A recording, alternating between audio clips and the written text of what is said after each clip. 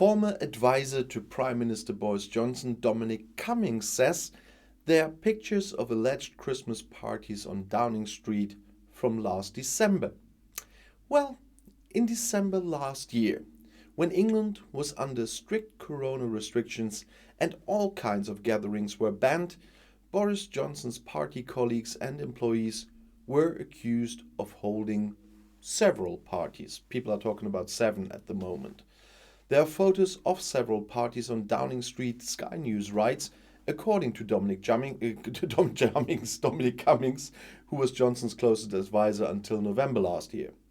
There are lots of pictures from the parties that inevitably come out, and lists of invitees, which include employees of Downing Street and other departments, writes Cummings at least on Twitter. Johnson has asked Secretary Simon Case to investigate allegations over those parties. At least 3 different suspected parties are under investigation. 2 that should have taken place on November 27th and December 18th in 2020 at Downing Street, and 1 that should have taken place on December 10th in 2020 at the Department of Education. Most of the attention was given to the alleged party on December 18th. I talked about it in several videos already. Johnson's former spokeswoman Allegra Stratton resigned earlier this week after a video of her holding a television press conference was leaked, or the rehearsal for it. In the video, several Downing Street employees joke about the party that is said to have taken place. According to BBC, Johnson's current press secretary, Jack Doyle, was said to have been there. He is also said to have given a speech and presented prizes while 20 to 30 people were present.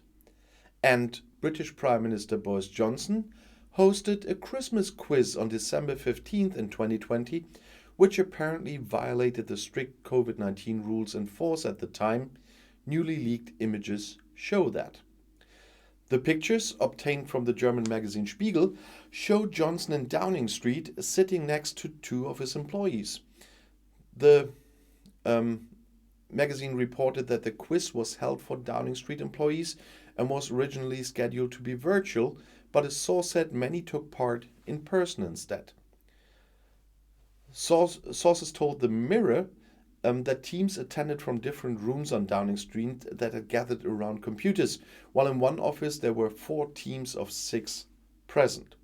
The staff drank, didn't argue about work, and talked for hours after the quiz ended, the sources said. They also said Johnson suddenly appeared on a screen to moderate a round of the quiz for around 10 to 15 minutes, with 2 staff by his side. At the time of the gathering, London was subject to the COVID-19 level 2 restrictions, which prohibited social gatherings between members of different households. The rules also prohibited working Christmas parties, which were primarily social events. The pictures come as Johnson is already facing resignation requests after a leaked video showed his employees joking, as I said, about this Christmas party that violates COVID-19 rules.